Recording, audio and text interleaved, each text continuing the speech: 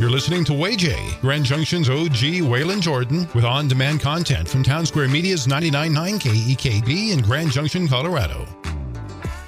You're listening to WayJ, Grand Junction's OG Waylon Jordan, with on-demand content from Town Square Media's 99.9 KEKB in Grand Junction, Colorado.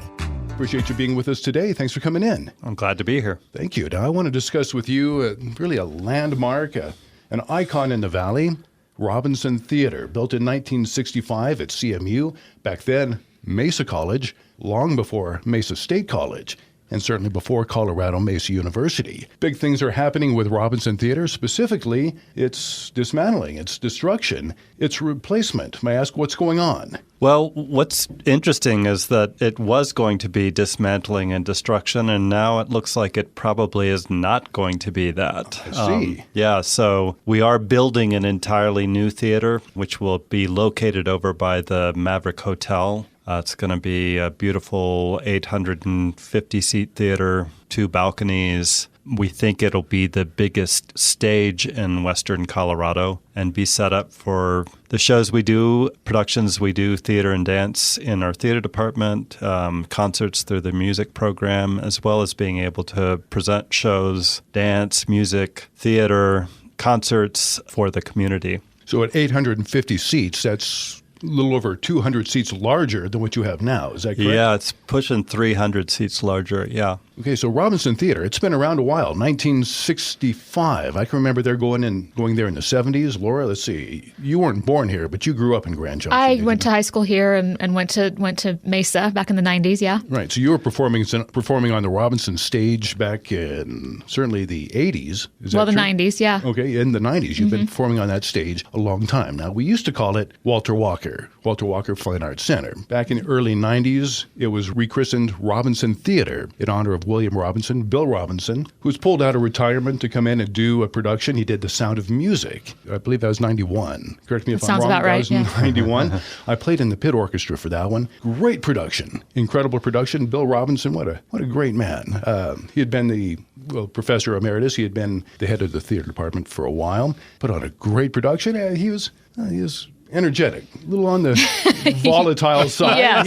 Yes. But what a great guy. And they rechristened it Robinson Theater back in the early 90s. Now, first of all, the new facility, and I asked Darren Campster a while back, and he didn't know the answer to this. Will it be called Robinson Theater? I think that's still a question. Because the old Robinson Theater is not going to be torn down, we're actually going to, it's going to be updated and maybe made a little more intimate than it currently is because we'll have this new theater. So I think it's still actually going to be online in the future, which is actually kind of exciting. So that may still be the Robinson Theater in perpetuity, but I think some of those decisions have not been made yet. And one thing, though, I want to clarify. I think there's a lot of concern when this first was announced. People said, hey, wait a minute. I thought that new dance studio was brand new, state of the art, and the new workshop. When we say Robinson Theater, we're talking about just Robinson Theater, part of the Moss Performing Arts Center. Am I correct on that? That is correct. And the dance studio is going to stay there. The shop, all of that is going to still be the same as it is now. So it's it's different than what we were talking about 6-9 months ago when we were talking about doing a tear down and a rebuild of that section of the Robinson Theater and then adding studio space and a new theater. And we just discovered that there were enough obstacles to that plan in terms of its cost and in terms of where it actually sat on that corner of the North and 12th, where we were going to struggle with parking and things like that. So I think this is actually a really great opportunity for the university and for the campus to create a really extraordinary new performing arts facility. I see it as it stands right now, Robinson Theater. It's a nice piece of real estate, and it has the theater, it has the shop area behind it, what used to be the band room, which is now storage, dressing rooms, and there's some excellent facility there. Yeah, there is. But what's going to be nice about this new theater too is there'll be a workshop for assembling sets, and we'll have a metal facility in that too. There'll be much bigger dressing rooms for larger shows, for dance concerts, for touring shows. It's going to have pretty cool little donor room, and then it's going to have this kind of second level private box section. So that's going to be there's no other theater like that in Colorado that I'm aware of. So on that note, as we discuss this new theater and its impact on the community, I would like to address one thing with you, though. You were named Colorado's Theater Person of the Year by the Denver Post here 12 years ago. Can you tell me about that? Well, it was a long time. Hardly remember. It was so long ago. I'm not sure if I haven't lead. That's correct. It was when I was running the Creed Repertory Theater down in southwestern Colorado. And it was a great honor, and I was, felt very gratified by that. We were producing a lot of shows down in Creed, and I'm very gratified that theater, even in spite of all of the struggles of the last couple of years with COVID and everything, that the theater is doing really well. It's a robust organization off in the middle of nowhere, town of 400 people, and we were playing to about 50,000 people a year. So it's kind of cool. Right, exactly. Now, on that note, let's fast forward to today. A new theater is being built, 850 seats, state of the art, and you get to be a part of this. May I ask to what degree you're being incorporated into its development, design, acoustics? May I ask? We're in meetings once or twice a week, Darren Kempstra and I, so we have I think a pretty good finger in the pie of its creation, and I'm very glad about that. It's been quite a roller coaster ride because we're still making, there's budget implications for everything you try to do. Everything you want has to be held in regard to some other consideration you're trying to figure out. But I'm very happy that President Marshall, the team that's over there, has really been wonderful in allowing us to participate deeply in those conversations. So if I may ask, and kind of on a personal level, but you're a performer, a professor, a teacher. Now you're being dragged into budget meetings. How do you feel about that? Well, I was running the Creed Theaters. I've been in budget meetings for the last 25 years. So that's just part of the deal. And I've never had I kind of like being part of that process in a way because allocating resources is where it's part of the big, those are decisions that are important that are being made. Mm-hmm. And so if I can be part of those decisions, then I actually like being part of those decisions. So then, Laura, as Communications and Market Development Manager, and I've known you to run the box office, are you being incorporated as well? Well, my job right now really is to support Robin Brown and the foundation and what she needs in terms of fundraising, and also just to continue to tell the story of the performing arts at CMU and kind of elevate what the students are doing, the importance of the arts in the Valley. I haven't been as intimate as Mo has been in the development of the new theater, but I hope to become more involved in that as the process goes along. So, Mo, let me put this to you. You just mentioned 850 seats, not to mention brand new, state of the art. Well, at 850 seats, quite frankly, that gives a lot of theaters in the Broadway area, theater district of Manhattan. A lot of those are 850, 950, 1,000 tops. So would this be an accurate statement? The students at CMU performing in that theater are going to be having access to something comparable, if not superior, to what they might encounter when they graduate and walk out into the performing world. I think, Waylon, that's not an overstatement. I think that's actually true. And you go to Broadway, and I go to New York Theater all the time, and this really will be superior to a lot of the theaters in New York. Well, the Majestic Theater, where Phantom's been running for 20 years. Yeah. That seats 1,000, maybe? Is that about right? That I don't know for sure, but right. It could be something around like that. Yeah. Quite frankly, it's fallen apart. Yeah, some of those old Broadway theaters are pretty. They're surprising because they're fairly small houses, and then a lot of the theater district where people are doing really cool, interesting work are little 200-seat theaters. So the size of the theater doesn't matter that much, but the possibilities in terms of creativity and imagination that this will unlock for us and for our students is really extraordinary. Really, 850 seats is kind of a sweet spot, isn't it? It actually is a sweet spot. Yeah, we did some analysis about this, and just in terms of the kinds of things that we can produce and the kind of cost benefit of it, 850 is a sweet spot. So, if I may ask, so the Avalon seats about 1,000. Mm-hmm. They bring in acts that sell roughly 1,000 tickets with 850 seats. Would this new theater be available to sources outside of CMU to rent? It definitely is, and that's the intent, is that we'll be able to present things that, and also things that the Avalon, we won't, we're good friends with the Avalon, and I think it's a great organization. But I think we'll be able to do some things in this new theater that the Avalon won't be able to do just because we have the backstage facilities that they don't have. Right. So the Avalon Theater, if you go back in time a little bit, in productions, there is no backstage. Yeah. So the actors would actually have to exit out one side, go around the alley. Hopefully the door would be open so they could come in the other side. Yeah. That went on for a long time. Yeah. Yeah. So we've got that beat. So I'm going to ask you a huge question right now. This new theater, as exciting as it is, obviously great for Colorado Mesa University, but the public as a whole, how does a facility such as this, and what it does, we're not talking about a structure, we're talking about an entity here, a theater. How's this going to benefit Western Colorado? I think it'll unlock the door to arts experiences that Western Colorado hasn't had before. I think that's really the benefit. And it's going to benefit students at the university. It's going to benefit the professors. It's going to benefit the university, but it's really going to benefit the community as well, and all of Western Colorado, because there's not going to be anything else like it between Denver and Salt Lake City. Mm-hmm.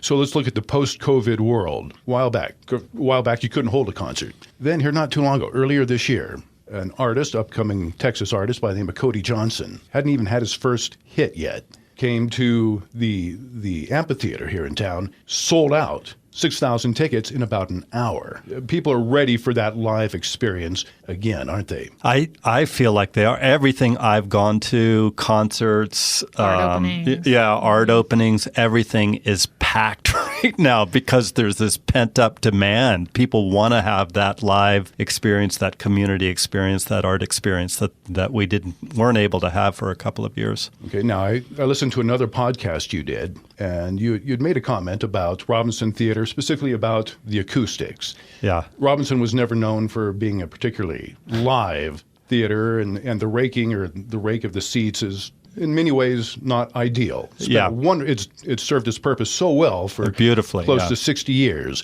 But we're looking at a step up here, beyond just the seats. When it comes to, there's a profession of people that go to theaters and work out the acoustics. And we have an opportunity. You have an opportunity to do this now. Am I on track? That's for sure. And there's we have consultants that are acousticians that are working on, and we're making decisions all the time about how flexible can this space be acoustically, because different presentations, different productions are going to demand different things. So we're trying to create it as quiet and as flexible acoustically as possible. So I think based on other theaters that I've been in that some of these consultants have worked in, it's going to be a huge upgrade acoustically from where Robinson is right now. And when it comes to this process and probably the meetings that you're attending, there are construction companies that build theaters. That is what they do. There are acousticians that work out the acoustics, electrical that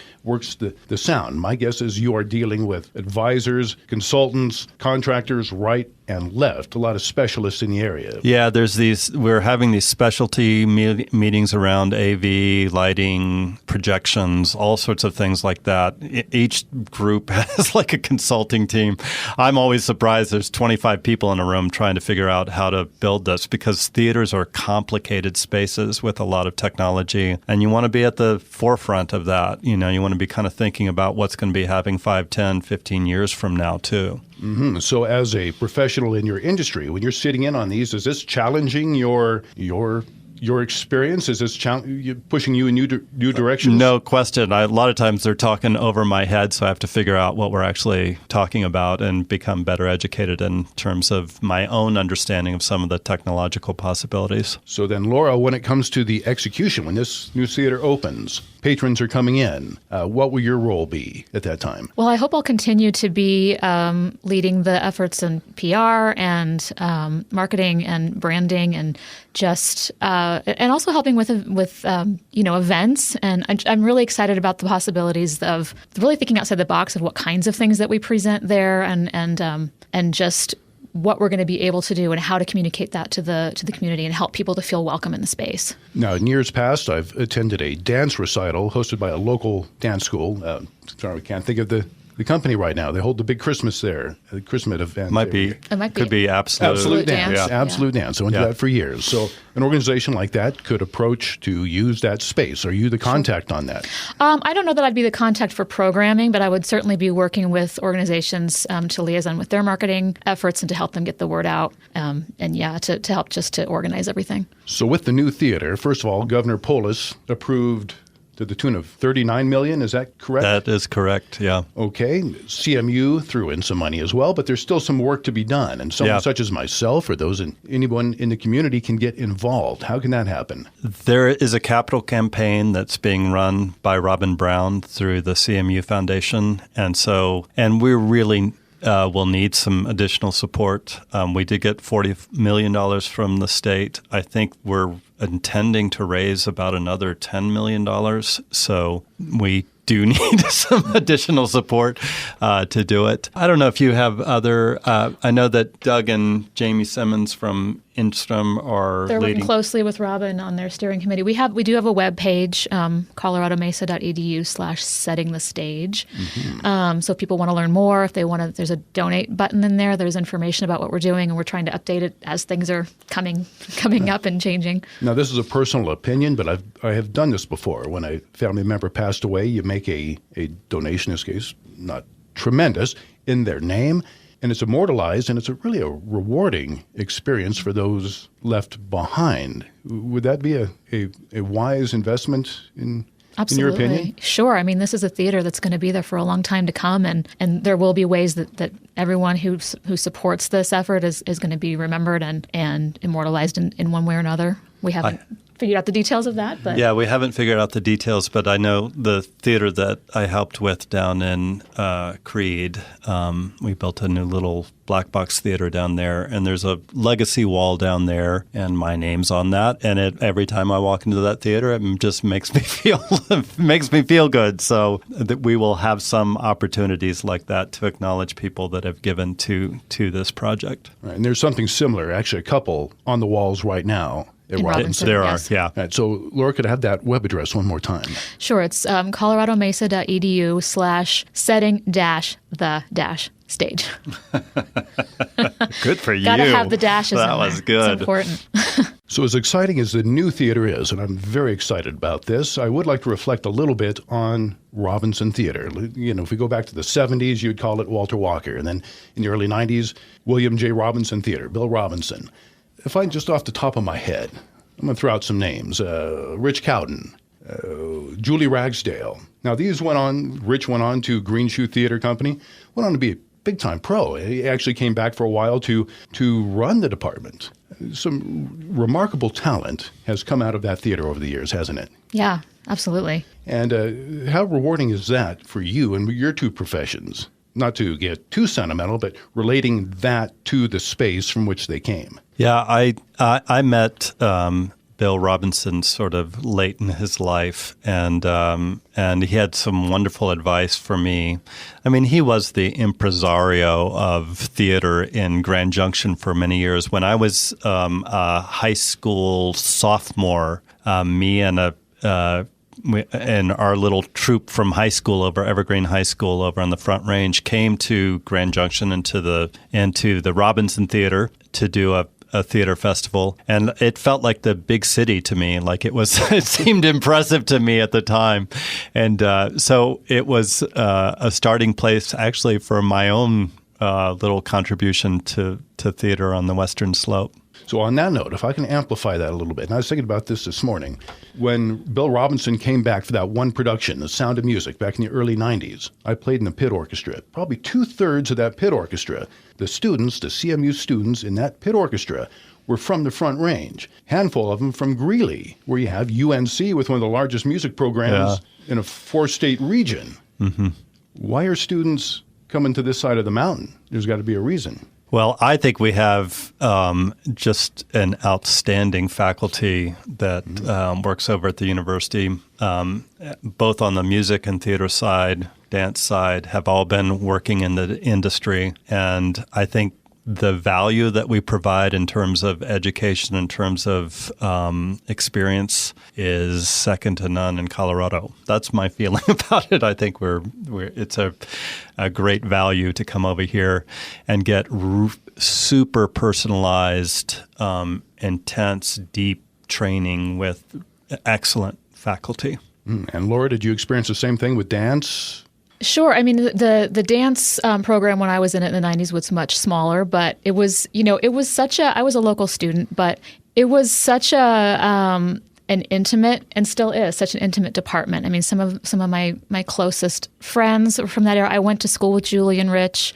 I think I might have been in the last production that Bill Robinson directed in the mid-90s, and just kind of, the variety of things we got to do because it was a smaller department, the experiences that we got to have, it was, one of the highlights of my life. And yet, as intimate as it was, eventually the new dance studio was built, which, near as I can tell, is the envy of the entire state of Colorado. I've heard people from Aspen say they would kill to have what we have. Absolutely. After school, I left and went off and was a dancer in other places. And I came back, and every chance I get, I say to these students, enjoy this amazing studio while you have it, because some of the places you're going to rehearse when you leave here are not anywhere near what you have. And that brings us back to the new, this fantastic space that is coming. First of all, construction begins. I know that's nebulous, but do we have a rough idea? I think we're talking about groundbreaking in March, actually. Yeah. So okay. Projected, again,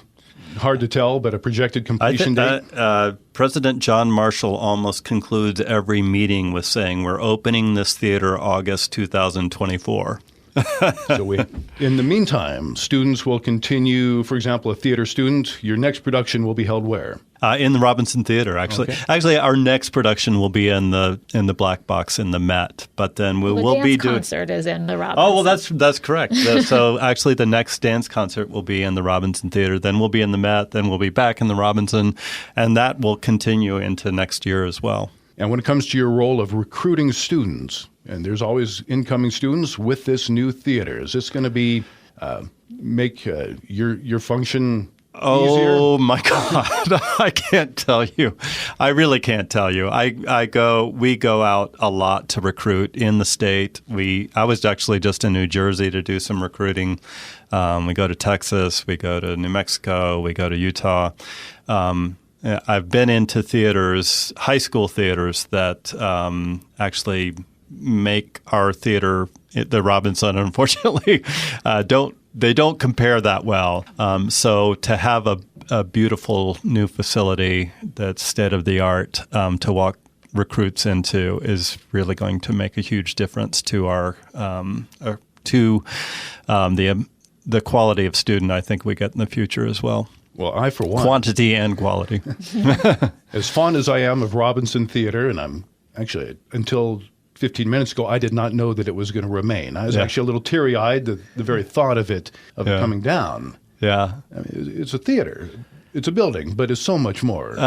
When you think about, Waylon, just like the quantity of people that have really deep, intimate, life-changing experiences in a theater like that, from students, performers, patrons, it's imbued with a deep resonance in a community over a lifetime. It is more than a building. It means a lot. Yeah, we had Guys and Dolls in there recently, and I was reflecting about that because we had Peter and Carlene Goldthwait, who were students in the 70s and met at Mesa, and they were in the show. And it's just really made me think about all of the people that have come through that theater. From personal experience, go back earlier this year, I performed on the Robinson stage. I assumed at that time, for my last time, it was a jazz concert. I was not at all pleased with my performance. I did not play. I've played that stage 1,000 times. I did not play well. As you exit out of that main hallway, there's a huge trash compactor. I gave serious thought to taking my bass, doing the world a favor and throwing that thing right in the trash compactor. But at the same time, the best performance I've ever had in my life was on Robinson's stage. Yeah, it was 18 years ago, 20 years ago. I've had high points, low points in this wonderful room, the Robinson Theater. I mean, I'm so excited about the new facility, but I'm so emotionally attached to Robinson. I'm actually pleased as I stand here to know that it's not going to see a wrecking ball in the next month as I had originally thought. That's what we were all thinking, and I feel the same way about it. I've had, I've directed a lot of shows. I've now produced, scores of shows in that theater, and had really beautiful experiences in that building and on that theater, and with artists and actors and friends and colleagues. And it's meaningful, those spaces. They truly are. We've been speaking with Mo LaMee, head of the Department of Theater Arts at Colorado Mesa University, and Laura Bradley, Communications and Market Development Manager from Colorado Mesa University. I thank you both for your time, and I wish you great luck with the new theater. Thanks. Thank I you. can't wait to see you perform up on the Robinson and maybe on the new theater sometime soon. I look forward to it.